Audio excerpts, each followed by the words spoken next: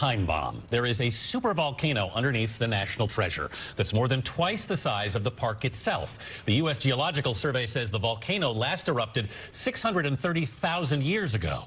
Joining us now is Derek Pitts. He's the chief astronomer and planetarium programs director at the Franklin Institute Science Museum in Philadelphia. Good morning, Derek. Good morning. So you're here to scare us. Absolutely. It's 2.5 times the size of what we thought. Yes. How significant is that?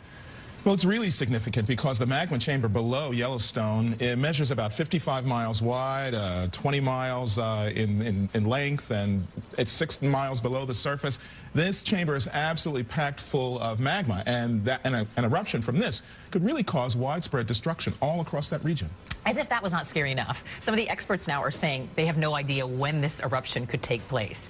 Yeah, there are plenty of earthquakes that happen out there, as you said a little bit earlier, but those earthquakes are indicative of the activity that's going on below ground. Some of it may be caused by water intrusion and other things like that. But the fact of the matter is that there were 3 eruptions of this region before. There's definitely going to be another one in the future. Scientists just can't tell when. When you say future, though, the reality is this could be real, like 40,000 years future. Is that right? It could be. Yeah, it really could be. We have no idea, though, but there will always be adjusting earthquakes in that region. So that region will remain seismically active. It will also be volcanically active. There will be small volcanic eruptions in that region. It's just the big one that people really have to be concerned about. And if we can get the science a little bit more refined, we'll have a better idea of when we might have some ballpark idea of when to expect something might happen. Okay, so now you're starting to comfort me a little bit, because I was going to ask you here, I was going to say, are we going to get any warning, like maybe a century or so, that this thing's coming? The really cool thing about how science is working in seismology and volcanology these days is that scientists can really model the area well, because there are seismic detectors, 40 of them, all around the region, measuring in different ways, and essentially taking an X-ray, if you will, of the ground below, so that they can figure out what's going on better and have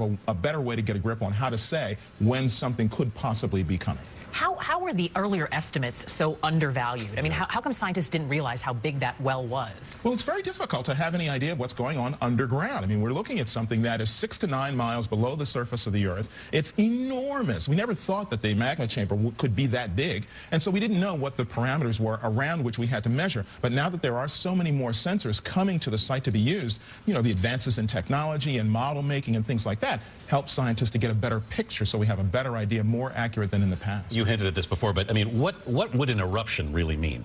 Well, this is so big that previous eruptions, the last eruption that happened 630,000 years ago, was measured to be about 2,000 times greater than the Mount St. Helens eruption. Oof. 2,000 times bigger.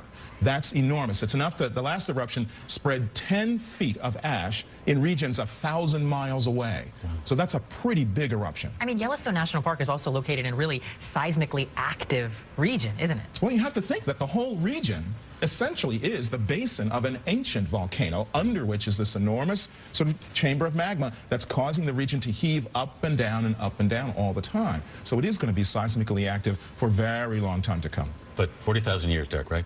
I'm okay. At least not tomorrow. Yeah, let us know when those predictions get more solid. I'll call you. Derek Pitts, thanks so much. My pleasure.